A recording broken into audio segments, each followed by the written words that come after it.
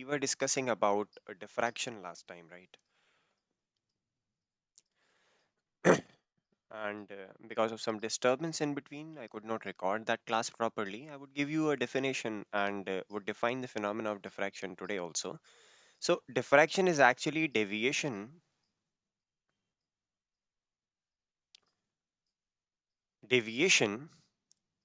of light from its rectilinear path.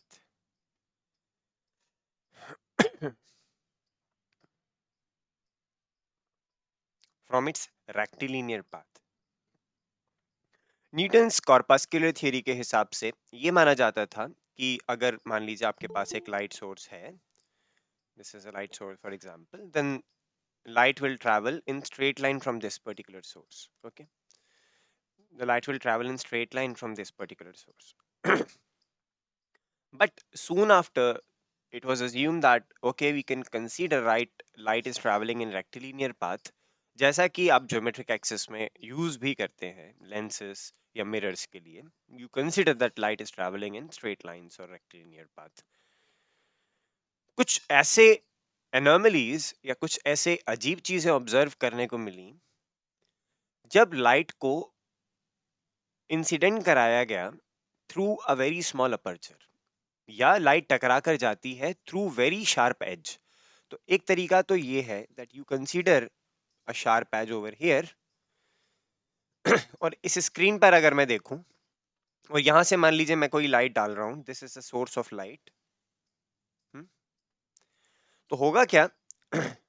इस particular age का shadow यहां बनेगी और उसकी वजह से ये रीजन जो होगा वो मुझे डार्क दिखाई देगा. वहीं क्योंकि यहां पे हर एक रीजन में मुझे पता है कि लाइट इजीली जा पाएगी, इस जगह से तो ये लाइट ब्लॉक हो जाएगी, है ना? तो ये ब्लॉक रीजन है. ये जो पोर्शन होगा वो इल्यूमिनेटेड होगा. This portion will be illuminated. Fine. ऐसा न्यूटन्स की थ्योरी के हिसाब से होना चाहिए व्हेन वी विल हैव और when we will only have rectilinear path. लेकिन हुआ क्या? ये ऑब्जर्व किया गया कि अगर ये एज जो है वो बहुत शार्प है, अगर ये एज जो है वो बहुत शार्प है, तो स्क्रीन पर लाइट सोर्स की वजह से कुछ अजीब पैटर्न्स दिखेंगे. तो for example let's say this is a light source. हाँ, होना क्या चाहिए था? होना ये चाहिए था कि इस हाफ में डार्क हो और ऊपर जो है वो ब्राइट हो, लेकिन ऐसा हुआ नहीं. हुआ क्या? मैं आपको इंटेंसिटी प्लॉट करके दिखा रहा हूं.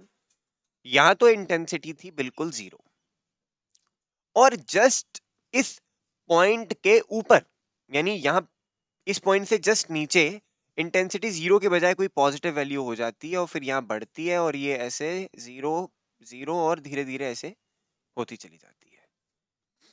तो दो चीजें हैं. पहली तो ये कि ये वाला रीजन जो था वो शैडोई रीजन था. इस शैडोई रीजन में थोड़ी सी लाइट का प्रेजेंट होना,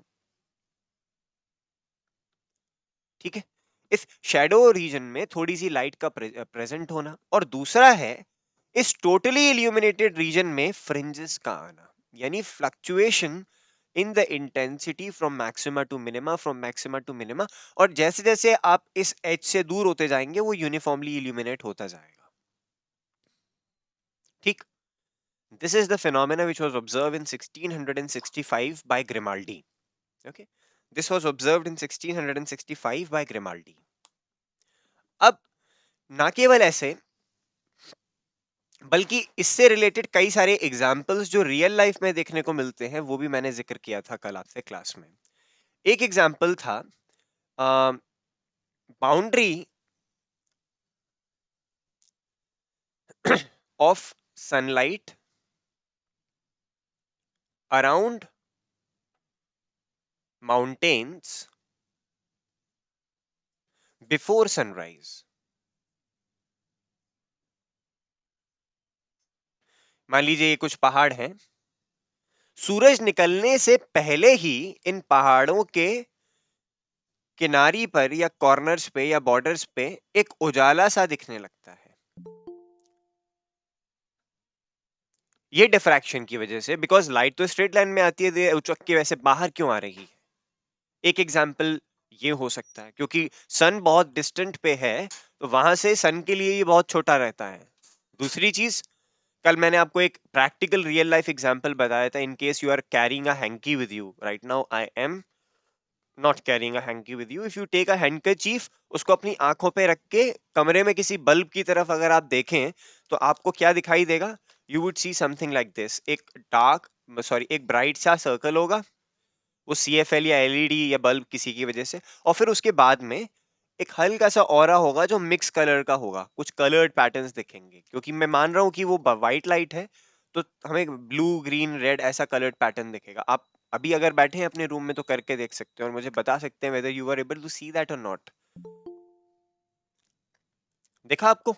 एक ऑरा सा दिखेगा। कलर्ड पैटर्न तो नहीं था, वो हाँ, सर यस सर। वाइट ही था। नहीं नहीं नहीं, व्हाइट नहीं, आप अगर उसे गौर से देख, अच्छा, उस पे भी डिपेंड करता है। हो सकता है पैटर्न वाइट हो, अगर आपके जो रुमाल है वो कॉटन का है और उसमें जो स्लिट है, यानी जो क्रिस क्रॉस टेक्सचर पैटर्न बना है ना, वो बहुत बड़ा है। अगर कंपैरेटिवली फाइन ग्रेन्स का रुमाल लेंगे आप, फॉर एग्जांपल सिल्क का ले लें, जिसमें काफी पतले क्रिस क्रॉस वो डॉट्स होंगे, तो वो जो है एक बेहतर अपर्चर बनेगा, तो आपको दिखने भी लगेंगे, कलर्स भी दिखने लगेंगे, समवॉट कलर्स भी दिखने लगेंगे। Yes sir, yellow red like. हाँ हाँ हाँ, मिक्स है, मतलब बहुत ज्यादा ब्राइट रेड नहीं, ऐसे रेनबो जैसा नहीं दिखेगा, बट वो मिक्स सा होगा, इट विल नॉट बी बहुत वाइट। ब्राइट। या definitely yes sir. You will be able to distinguish it between, कि ये जो बीच में लाइट है उससे डिफरेंट कलर है, correct? Yes and sir. This is also because of diffraction, या डिफ्रैक्शन भी बोलते हैं। So these are the proofs which are saying that you consider light to be travelling as a straight line और as an rectilinear path, but that is not going to be true. Aperture के साथ भी ऐसा ही होता है। For example मान लीजिए यहाँ देयर इज अ स्लिट, एक छोटा सा अपर्चर है, और यहाँ पे मैंने स्क्रीन रख दी है। तो एक्चुअली तो यहाँ पे अगर मैंने कोई सोर्स रखी तो मैं ये चाहूंगा, ये दिखेगा मुझे कि इस तरीके से एक रीजन होना चाहिए।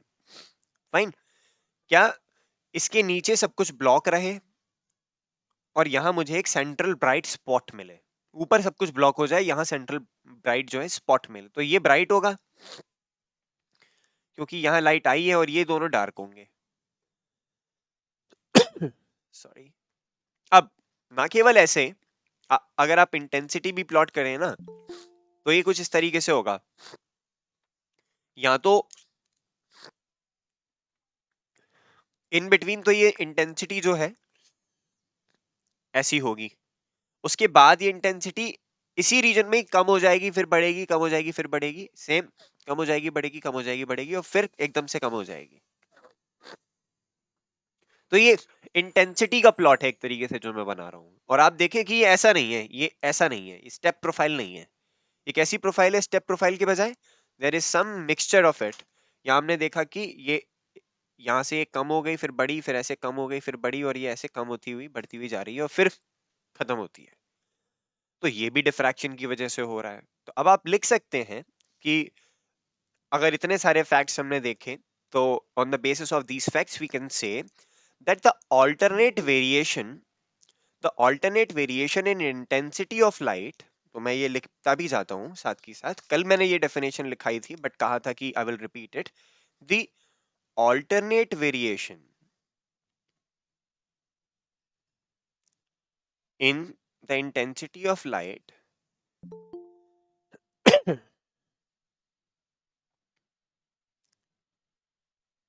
the alternate variation in the intensity of light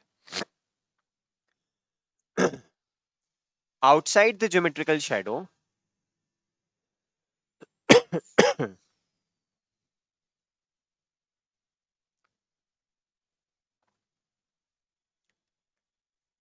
and the presence of light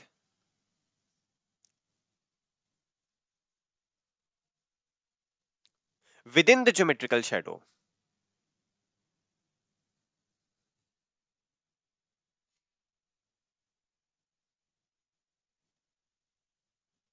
is called diffraction.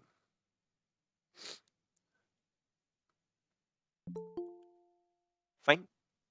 और साथ ही एक और चीज भी याद रखिएगा, एक वो simple definition that the deviation of light from its rectilinear path is called deviation, ये भी चलता है।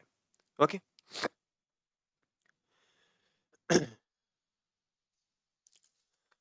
अब आते हैं, दो तरीके के डिफ्रैक्शंस होते हैं जिसे हम बोल सकते हैं द क्लासिफिकेशन ऑफ डिफ्रैक्शन। बस छोटी सी चीजें, बस पॉइंट वाइज याद रखेंगे। Classification of diffraction,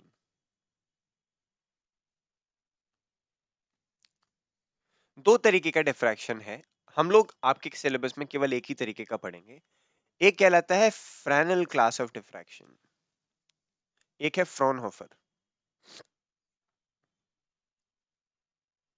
Fresnel class of diffraction और दूसरा है फ्रॉनहोफर क्लास ऑफ डिफ्रैक्शन। तो जब भी आप ऑप्टिक्स से रिलेटेड एक्सपेरिमेंट करते हैं, मैंने आपको कल भी बताया था, तो यू हैव थ्री थिंग्स।